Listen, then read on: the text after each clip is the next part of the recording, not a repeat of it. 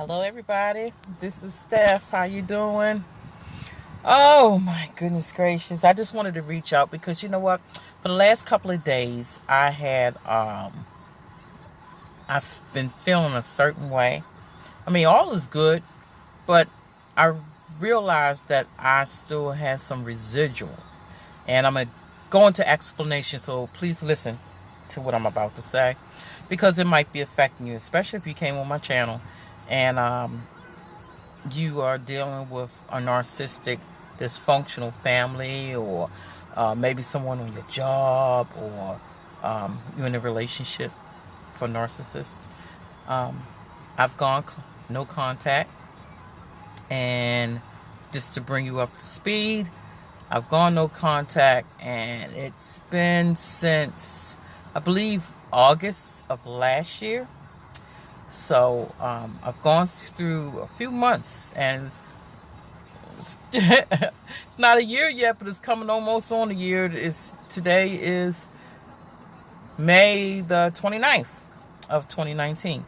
So been doing this for a few months, and positive. It's been all positive. But today, last couple of days, I'm sorry, I realized that I got some residual. And I had to talk to myself today. I had to actually pray. Because for the last 2 or 3 days, I've been feeling, I've been getting thoughts. Okay? That's what it is. I've been actually getting thoughts in my mind about family members that I was used to dealing with. And those thoughts made me angry, you know. And I realized that when I, speaking for myself, think about past things that still causes emotions to be stirred, it affects me.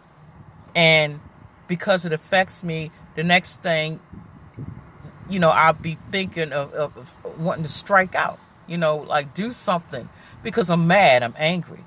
And although, things have been on the up and up and stuff, I realize again, I got some residual.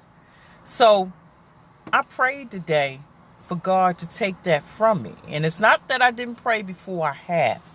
But it's like I caught myself because I was driving to work, and I actually was feeling something special early in the morning from thoughts of family members that I was dealing with. And I wish them all the well. I really do. I wish them the best. I don't wish I'm at a peace, and I'm at a state of mind right now that I don't even want to wish nothing wrong on anyone. So that's why it was like, I caught it. I caught that residual, those thoughts of being mistreated, or being blamed on. And in it, I prayed. Okay, somebody might need to hear this. I prayed and asked God, please, you know what, Lord, I don't want to be in this bondage. I recognize it to be a bondage. When people can get in your head and can spark emotions that make you feel, say, down, or make you want to strike out, or whatever, those emotions that are not good take you, they actually got some type of control. It's called bondage. And I had to talk to myself. I had to talk to the Lord to ask him to remove that, because I didn't want to go into my job place with that type of thinking. I didn't want to do that. I didn't want to be in that foggy state of mind of thinking about things from the past, and allow the past to control my current state, you know? And that's not a good thing. So I wanted to make sure that I share this with someone, because someone else might be going through what I'm going through right now, trying to break free, trying to move on in life, but find themselves in a state of dealing with residual, after you have already broke away from the family. And it's really important to recognize it in time, so you don't move in the same set pattern as you used to when you were dealing with them more, you know? when you was dealing with them more. It's not good. And I'm glad that I was able to pray and to shake it off, because I don't want to live like that. I don't want to. What's the use of saying that you want a new life, right? And to be able to move on in life and do better things that will uplift you and those who are around you, if you're still caught up in a bondage state of mind that your emotions are controlled by the past. So it's like you got to let it go. You got to forgive those who you feel as those who have hurted you. You got to forgive yourself for how you reacted, because we could control how we react, and you got to move on. And even though, I've heard time and time again, and I'm going to have to agree with this, you hear people say, the best revenge is success and happiness. Now, those who are in the narcissistic world, they really don't want you happy. They get off on seeing you upset, sad, emotionally distorted, and all that. So if you can get yourself to a point that you won't allow those people to affect your mental status as well as your emotional status, then you got to edge over them, because that's what they want. They don't want you happy. They don't want you happy. They don't want you to succeed. So if we move on in life without allowing people to control our emotions, we got one step ahead of them. Okay. I'll give you an example.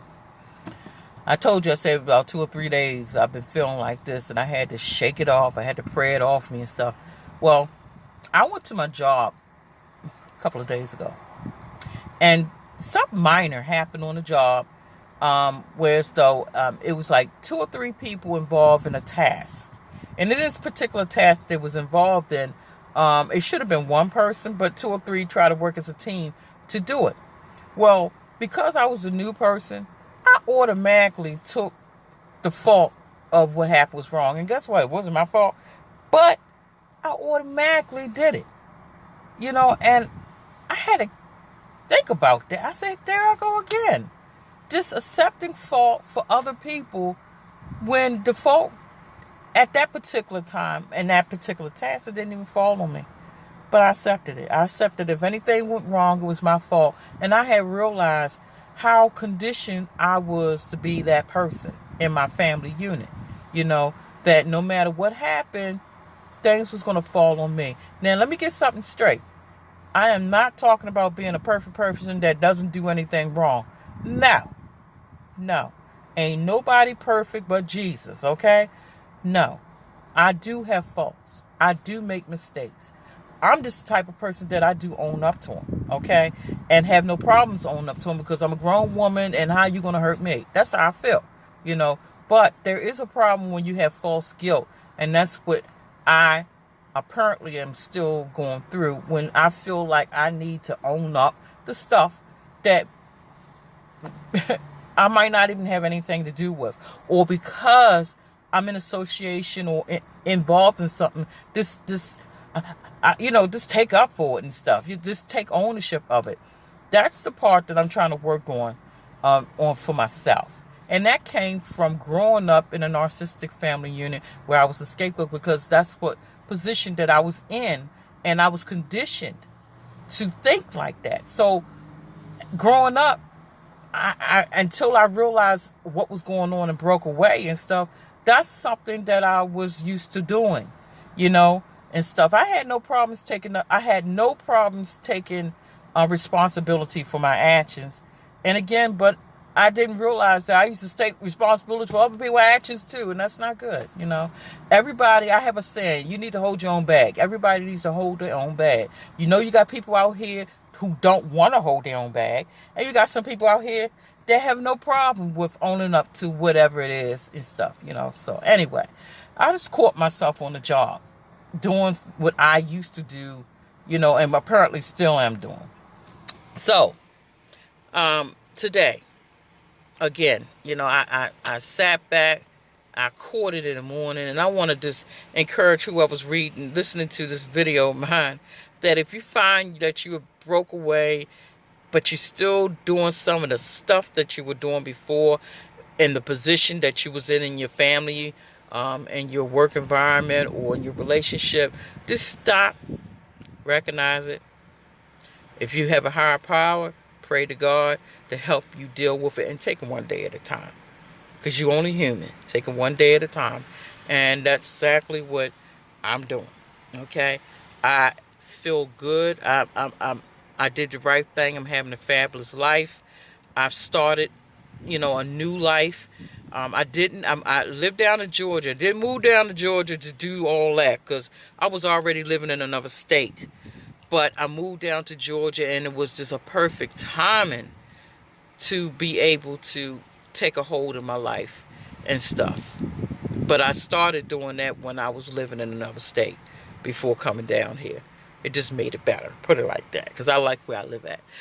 But I hope this is some encouragement to someone else out there, that you deserve the best. You deserve the best. You should look forward to having a life that is the one that God has designed for you, first of all, and one that you think you are entitled to have. And just take it one step at a time. Don't be somebody's garbage can that they could just dump stuff, and don't accept to be a garbage can. Be the person that you envision on being. And one good thing to do is, whatever you put out in the universe, it can come back, whether it's good or bad. So I hope you too have decided to put goodness out there, so that goodness can come back. And I can stand for that. I've had so many blessings in my life from being good to people. And sometimes being good to people, you have to learn who to be good to. Because you got people out here who will take advantage of you because they feel like you got a good heart. Some people take kindness for weakness, and we all know that. So a spirit of discernment to know who to be good to, who not to, or wait, or whatever, is something that I think is necessary to have, But, being myself and being allowed to be myself and accepting who I am has been one of the greatest things that has happened. Yes, I'm in my 50s, and, I kind of found out a few things later on in life, but it is what it is. I'm not dead. I'm still alive, and I can still do a lot of things in my life. But this is Stephanie, and I just wanted to reach out to someone out there who might have been going through what I've been going through, and I wish you all success. For those who haven't been treating you right, don't let them be a burden in your life, in your mind, in your mental mind. Be free of them, so they won't control your emotions or your thoughts that can also lead to bad behaviors. Just wish them well. God bless them, and do you. Okay? So the next time is the next time when I be on. Make sure you subscribe, because I don't know when I'm going to put something up. But when I do put it up, I want you to be able to get it and put that notification on, so you can easily know when it is up. Peace!